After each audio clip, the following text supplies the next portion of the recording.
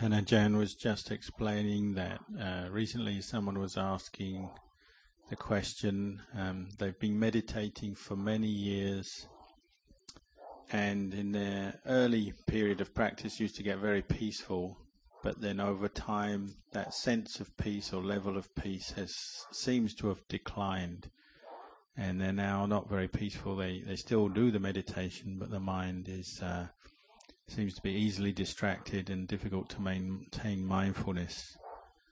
So he was just answering them about the development of the peace of the mind, the development of the practice. He was getting them to review how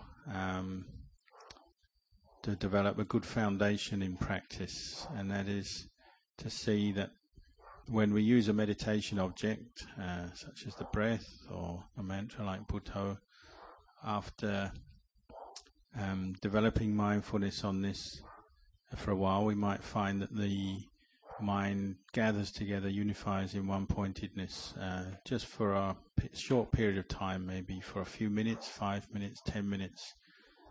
This is what we call Kanika Samadhi, momentary concentration. Or even going a little bit deeper than that, the mind might seem to gather together, unify for a period, maybe 20 minutes, half an hour, a bit longer, and the sense of piti and sukha and the sense of peacefulness seems a bit deeper, a bit more profound. It's what we call upajjhara samadhi, access concentration. But then the problem is one experiences that those periods of where the mind becomes one-pointed, mindful on its object, and then seems to withdraw back to a state where there's not very much mindfulness at all, and back to a sense of distraction. And so the other part of the practice isn't just doing the meditation and getting to this state, but it's how to preserve this state, how to maintain the state of peace. And the only way to do that is to keep repeating the exercise regularly, frequently, practicing meditation frequently, and learning how to calm the mind down. And what will help in this sense of maintaining the peace between periods of meditation and maintaining the level of the mind so that it doesn't just fall back into distraction and go back to a more coarse state. What will help is what we call body contemplation. Having attained even just a few moments of peace, calm, then one turns to contemplate one's own physical body, to see it in light of the three characteristics: that's impermanence, unsatisfactoriness, and not self. And this is the method of practice we call wisdom developing samadhi, in that one develops a little bit of peace and then one uses that as a basis, as a foundation for contemplating the body, to see anicca, dukkha, anatta, or impermanence, unsatisfactoriness, and not self in the body, any aspect of the body that one takes up for contemplation. One contemplates to see these three characteristics, and the result of that is it brings the mind back to peace, and it preserves what peace one has attained, and then also brings the mind to a deeper sense of peace, and one will be able to keep returning to this sense of unification of mind, the Kanika Samadhi, the Upajjhara Samadhi, if one is practicing regularly.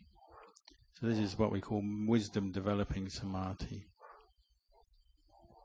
And all the aspects of practice are heading towards the same point, that is to develop a state of peace and clarity where one can see one's attachments, one's upadana, and using wisdom skillfully abandon, let go of various attachments which cause the mind suffering. All the methods of practice are aiming for that, and probably the quality that lies at the heart of this practice is the development of firm mindfulness, sati.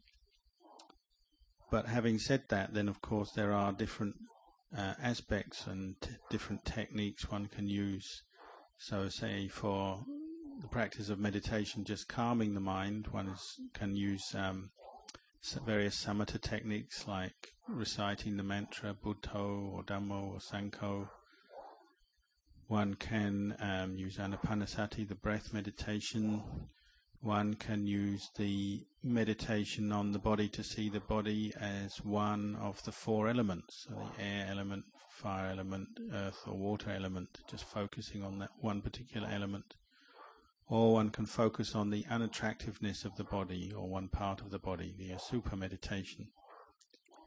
All of these practice, one is learning to bring the mind to a state of calm where it's not distracted, it's not caught into different emotions, negative emotions, and it's got beyond what we call the hindrances. One has to find for oneself what works, what particular meditation technique works, and the way one knows is looking at the results. One learns to become skilled in bringing one's mind to a sense of peace and calm, and once one can see the mind going in that direction, then one keeps developing that meditation. But the idea is to learn to use calm, the calm that one develops, as a basis for insight. And of course, when developing insight, one is contemplating anicca, dukkha, anatta, the three characteristics. One can apply that to oneself internally, to one's physical body, one's mental experiences, feelings and thoughts, and so on. Or one can turn to contemplate the world around one, different objects, material things, other people, and so on.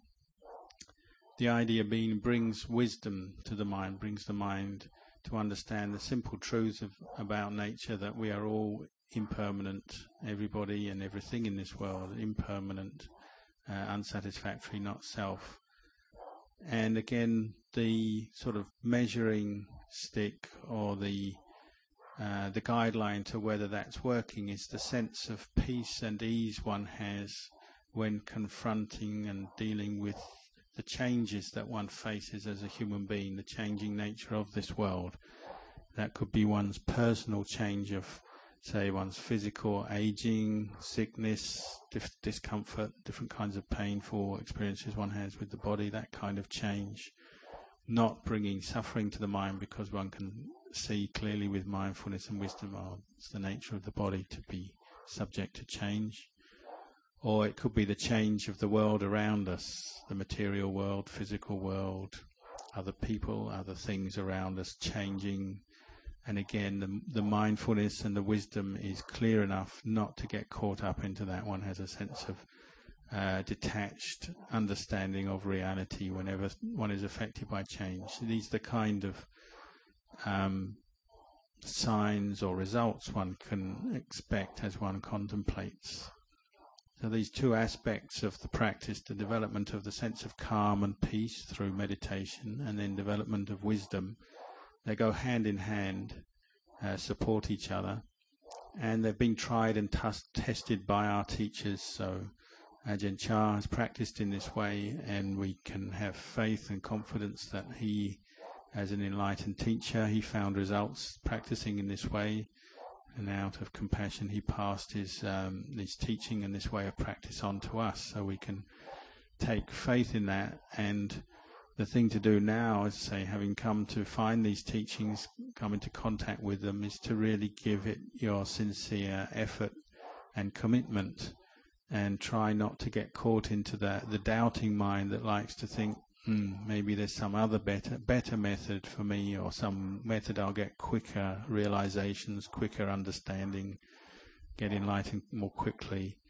That's the sort of the worldly conditioning we have. We come from a background where we're always chopping and choosing and trying to find what's better and go here and there, but the result of that is the mind doesn't settle down in the practice. So really the thing to do now is, having found a good teacher and a good method, is to really put it to the test through your own efforts and practice with it. It's natural in the beginning to have these doubts about the practice, to be wondering how to practice, what methods to use, what methods will give me quick results. And particularly these days, with the large number of teachers, different centres, monasteries, or the different media that can convey the Dhamma to us, then that only gives us food for more doubts. Venerable Ajahn Chah was very direct though in his teaching. He always said, just practice mindfulness and go to that place in the middle, place of detached equanimity, where you're just knowing your experience and you're not caught into the emotions of either liking and delighting in things or disliking and averse to things. And the way we practice this is through the practice of mindfulness with sense contact. As human beings, we have our 6 senses, which are receiving sense data, information all the time.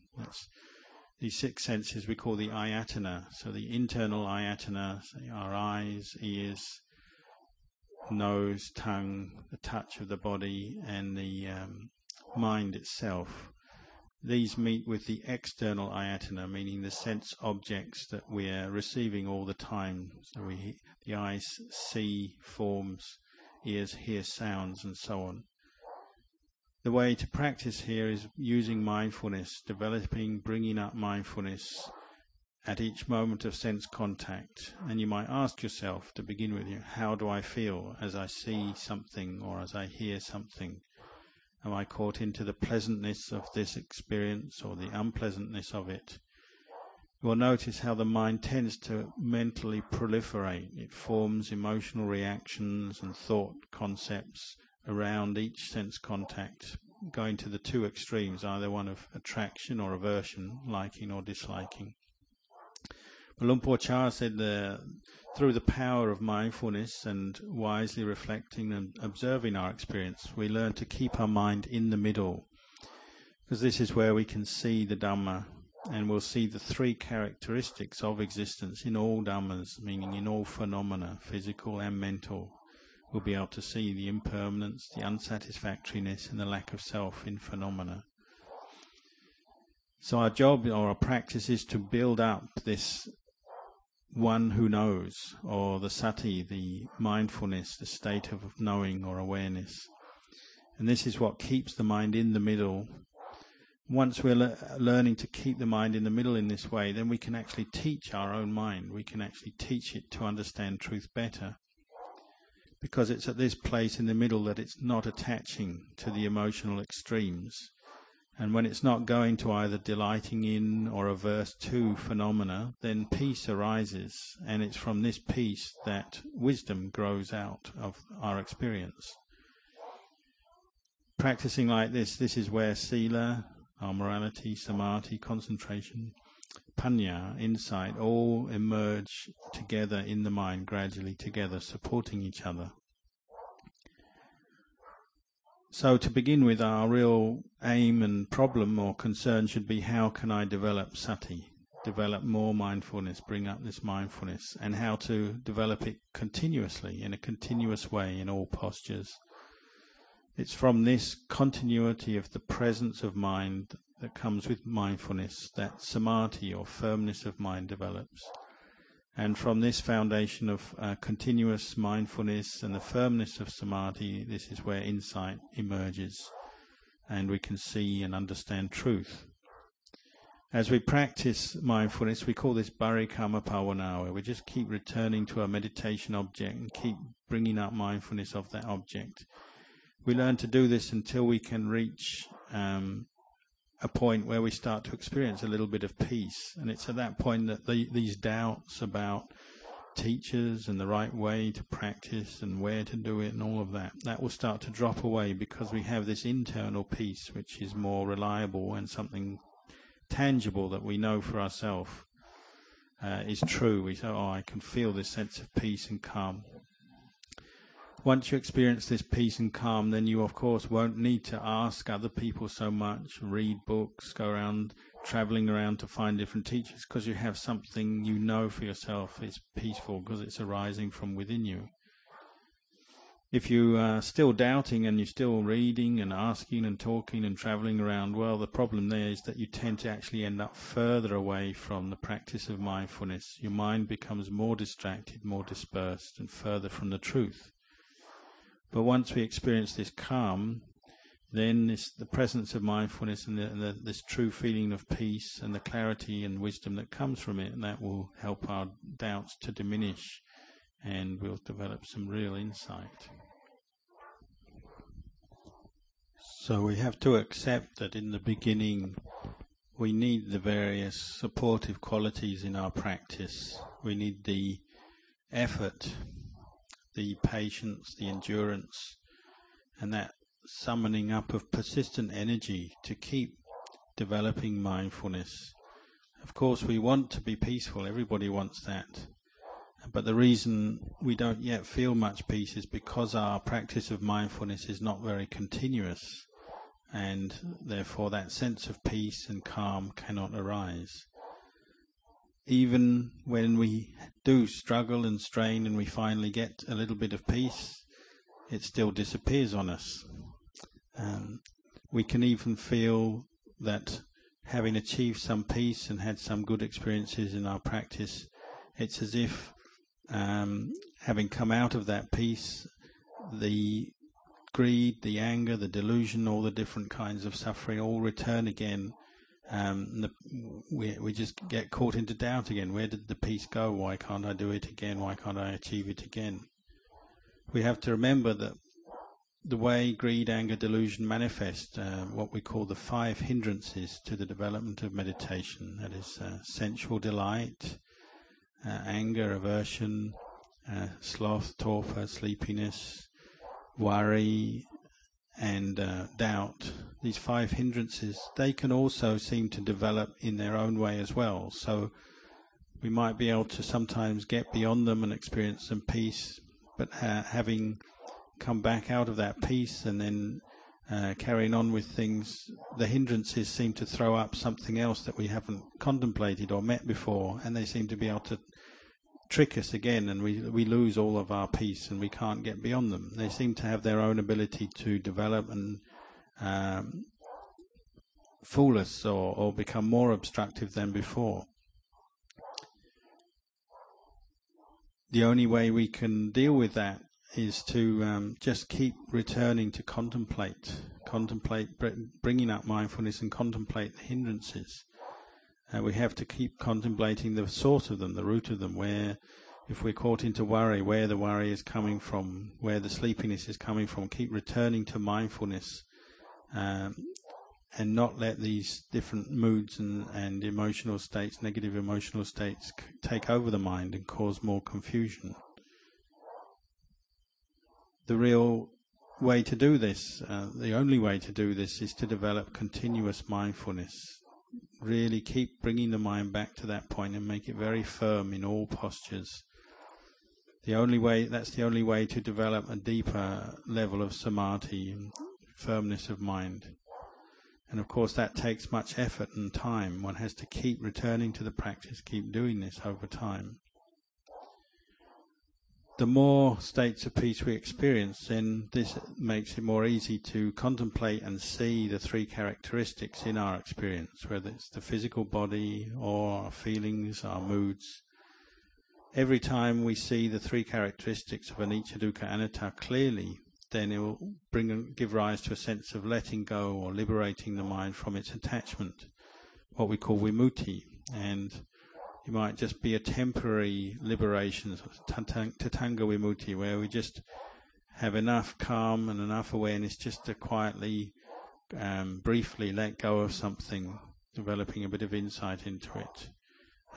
But if you keep doing that regularly, then that is laying the foundations, the cause for a deepening of one's insight, and eventually one will start to experience what we call samucceda vimutti, where the mind is maybe completely uprooting a particular defilement, and that won't bother one anymore. But it has to develop like in this way, in little moments of insight, developing to the point where one is finally able to see through something and not be bothered by it anymore.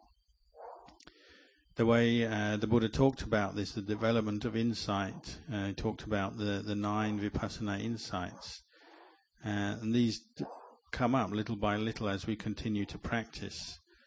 These are insights into the impermanent nature of experience, and with this insight we get different experiences, such we have a sense of the fearfulness of attaching to anything, because once you can see it as impermanent, whether it's a physical object, our own body, other people's bodies or the material world, or it's mental things, concepts, emotions, feelings and such. When we see the impermanence of these things, then we really start to fear them, in the sense we know they're just not dependable and we should let go of them. We also start to feel more fed up, tired of attaching to things, and so on. This is the way the insight knowledges start to develop in the mind. So naturally it wants to let go of things more. It becomes a skill that we have. It's the natural result of the practice, and little by little this brings a deepening sense of peace, as the mind prefers to be detached from things, prefers not to attach to, not to get caught up in things. It prefers to use wisdom to just quietly detach from things. And with this, a sense of deepening peace arises, and of course the mind will let go more easily then, and little by little it will separate from that which it normally attaches to, its upadana. This whole way of practice, it just becomes more natural then, more easy for the mind as it progresses, and it will fall in line with the truth.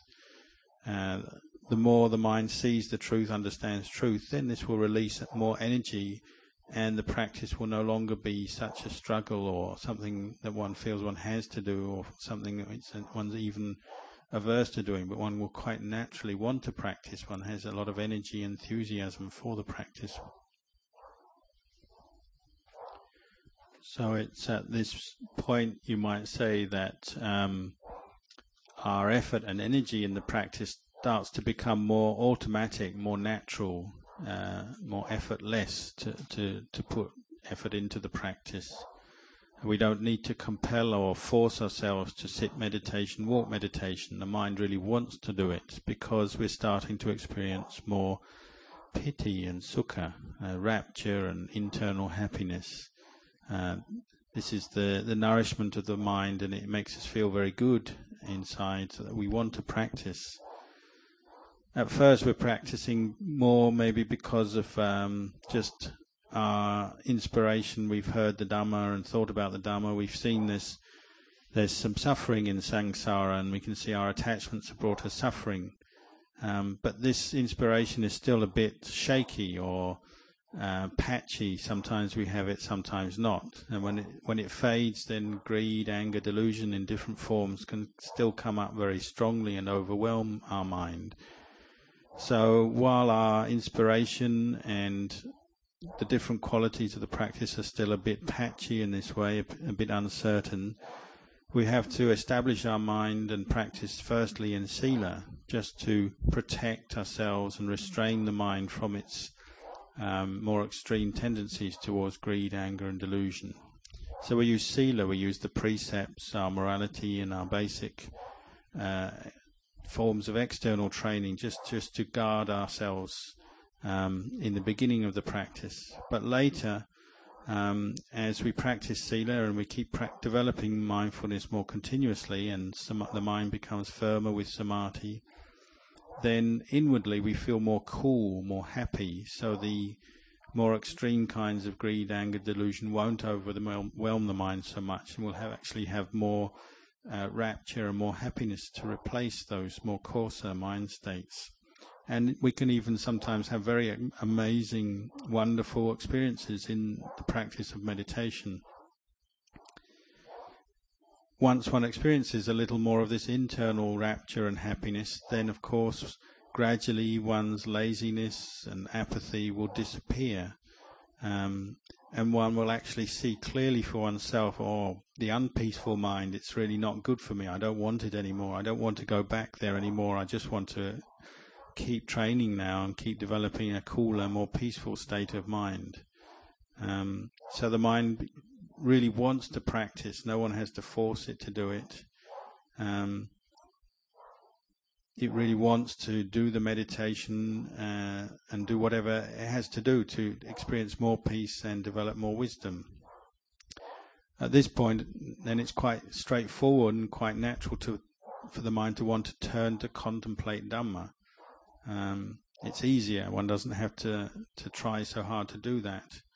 So one turns and contemplates, frequently contemplates maybe the anicca, dukkha, anatta of this body, or the asuppa of this body, the unattractive nature of this body. And because the mind is now more refined, more settled in itself, contemplating the body in this way actually gives rise to piti and sukha. So it's actually enjoyable and brings up a sense of happiness to see the unattractive and impermanent nature of this body. With that sense of internal happiness arising, there's a sense of interest in the practice, so it's not boring, and one has no more doubts about it. One knows it's something good, useful, and that really brings peace to the heart. And this is where one's internal saddha or confidence starts to arise. It's no longer a kind of patchy or temporary inspiration based on just hearing Dhamma or thinking about the Dhamma a little bit. This is one's own internal faith or confidence in the practice, the experience of the practice. One knows for oneself that it's the right thing to do because it's bringing one peace and happiness. And this kind of internal arising of faith and confidence brings forth more energy, more effort.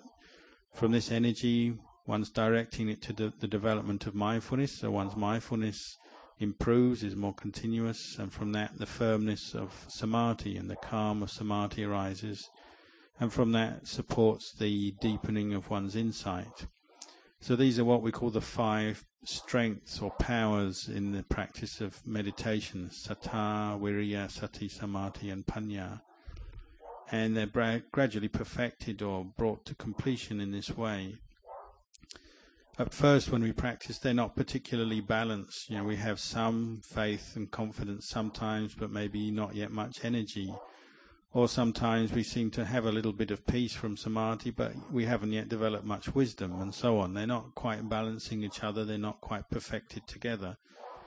But as we develop the practice, then all 5 qualities come up, and they work together and support each other, and arise together in the mind, so they become one kind of momentum or powerful force in the mind. This is why they're called the 5 spiritual powers.